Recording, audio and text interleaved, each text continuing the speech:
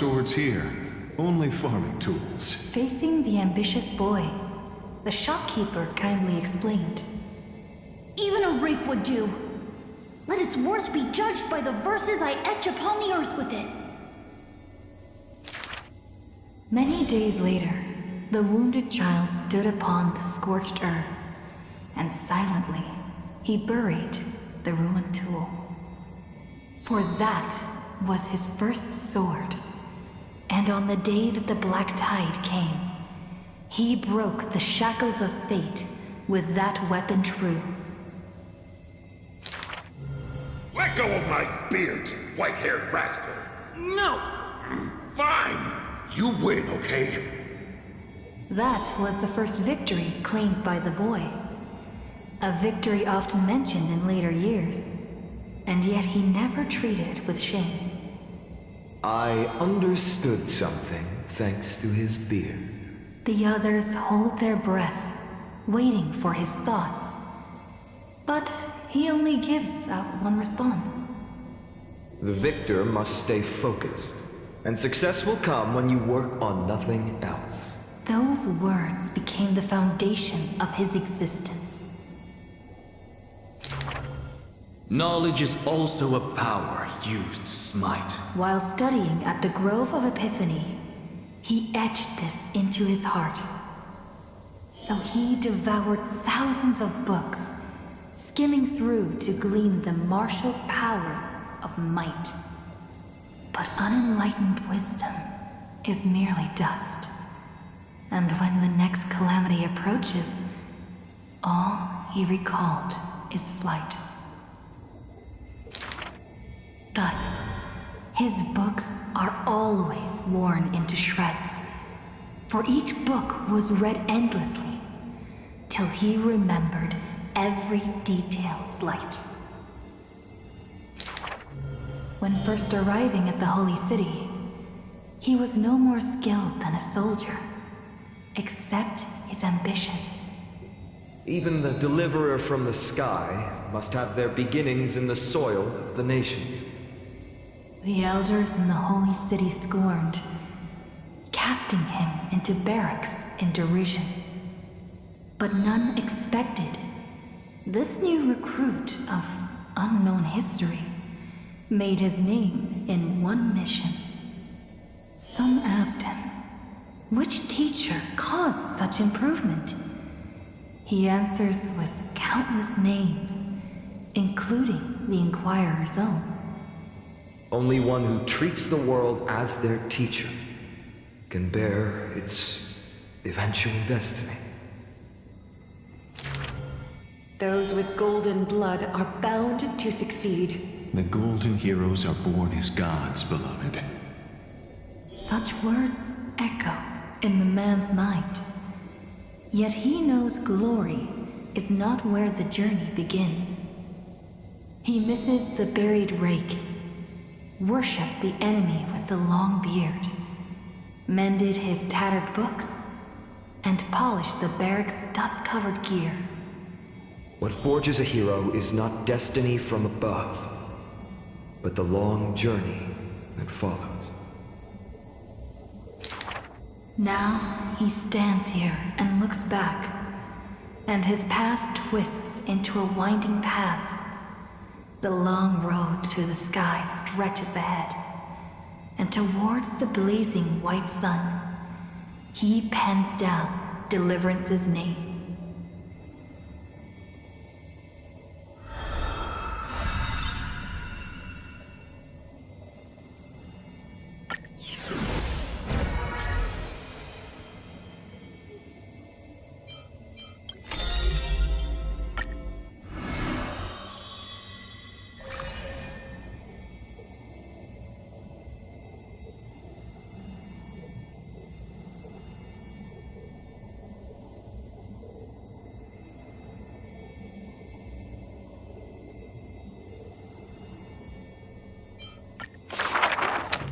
In Dolos' suburbs, in a tiny weaving workshop, the silk-weaving old woman busies herself within, as her smart child wanders outside on a whim. The silk pours from the loom, some bright as the dawn, some dark as the night.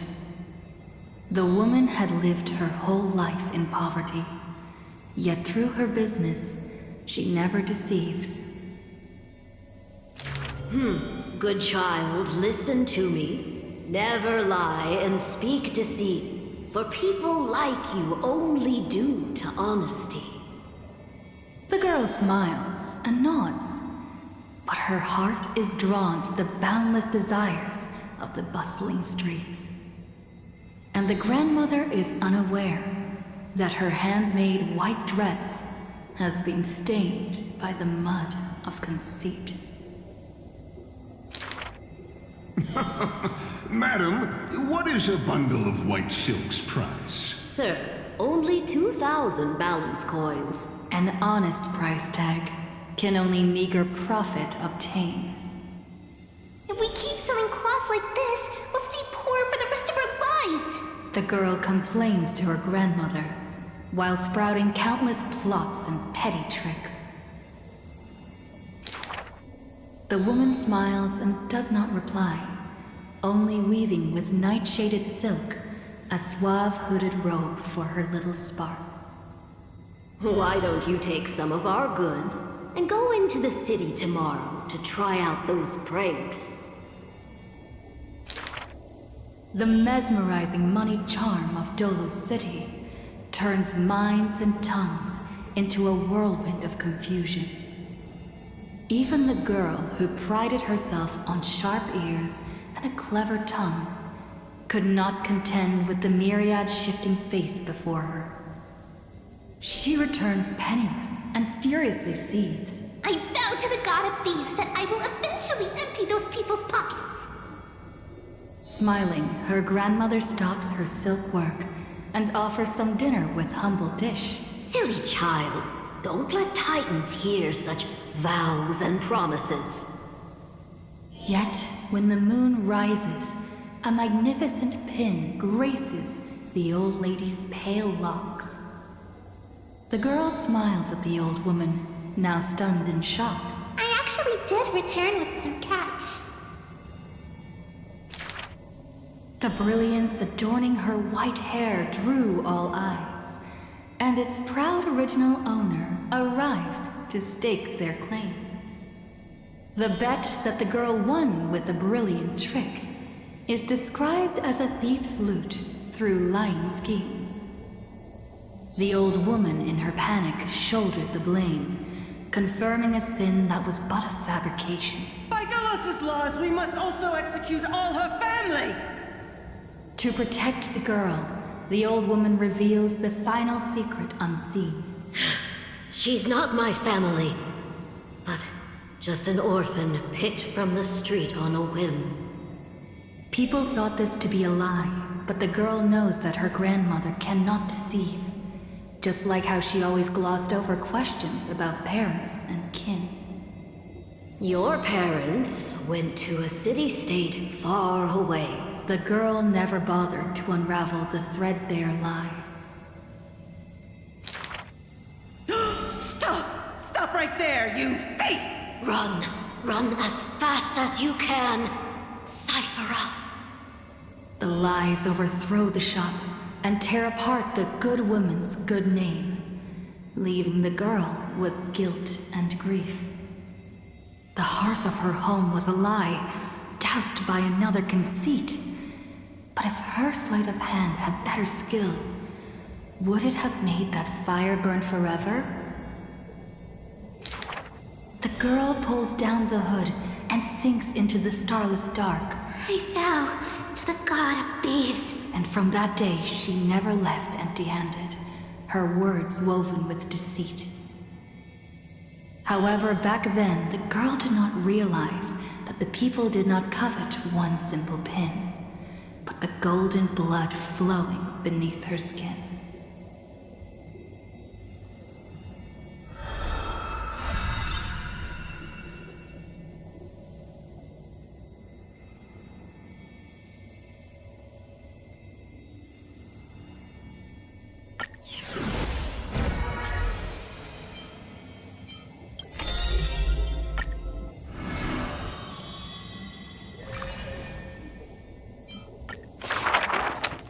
This world may contain thousands of ills, but the number of sufferers is countless, like ocean-going sails. The father and daughter who inherited the sky wander this land's paths, and throughout the cities, they heal the unwell. Heirs of the sky who once reveled in martial might, why do you now soothe the world's blistering blight? The doctor responds with a smile as he cures the injury's agony. Father, why did our ancestors revel in warlike might? Because they only have a sorrowful past of lamenting wails. Then why are we here, soothing the blight? Because we have a future that needs protection still. The priest who parts dusk from dawn collapsed the sky and sealed her ways, and dwells in a place where time itself mends, bearing the promise to return to the Zenith Supreme. This is the Twilight Courtyard's story. And the father tells his daughter the tale of their line, next to the bonfire lit in the wilderness where winds pine. Though he had told the story many times before, a light in the girl's eyes still shines. Maybe I will return to the sky one day. Or maybe that is not to be your fate. The blessings of the sky were passed down through generations of their heirs. The brawn of the Titan who molded stars granted a boon fitting and fair. Perhaps the girl with heroic blood in her veins will be accompanied by thunderbolts and the sun's merciless glare. Childishly, she recited the words, Oh, sky, heed my wishes. and thunder and heat did not descend. She only saw a sliver of gentle warm flare, wiping away mortal exhaustion and others' tired airs. What a gentle blessing! All said that she must be a savior saint, bringing light to the land, even if faint. But where the girl's eyes often gazed was the wine-dark sky, gloomy and bleak. The god is also sick. That grand longing to save the world may be no more than the girl's feeble dream. But her father treated it as his greatest treasure and taught her all the ways of potions and creams.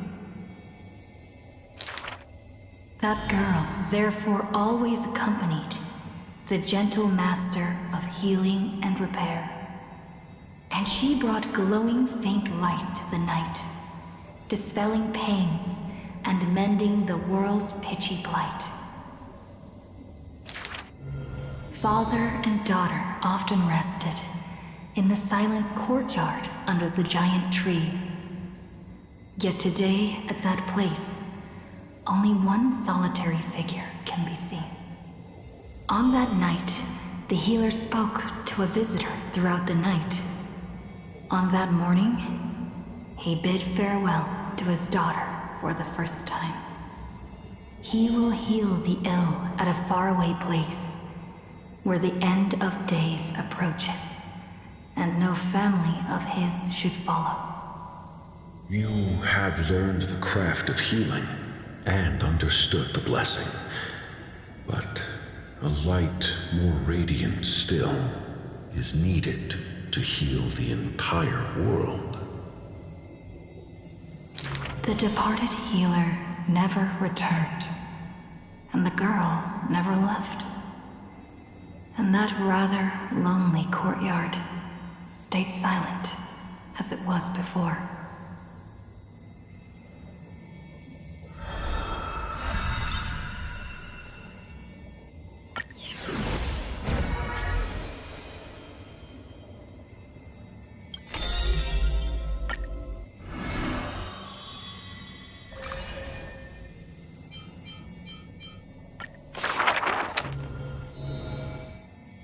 But being able to see everything is the same as seeing nothing.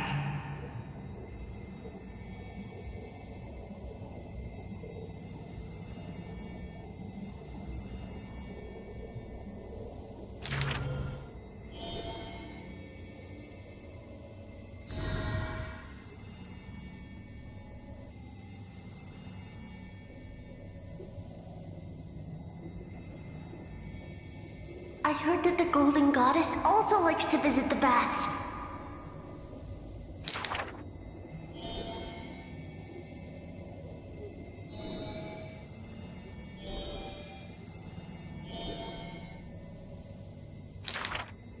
Teacher, I had a dream.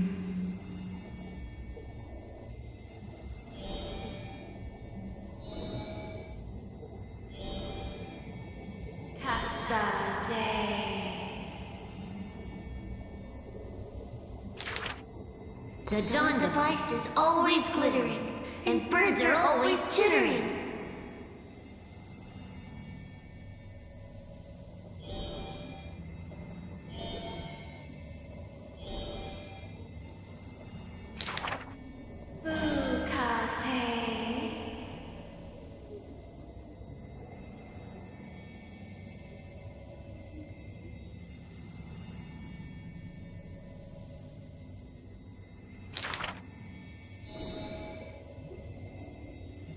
You are aware of everyone's fate, yet never speak of your own future.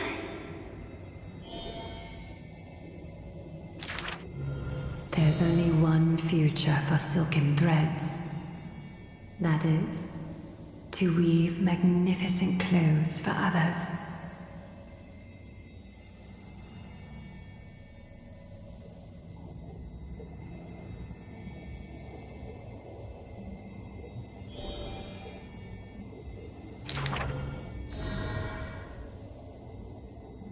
The one that wears this elegant attire in the future must bear the weight of the silk threads.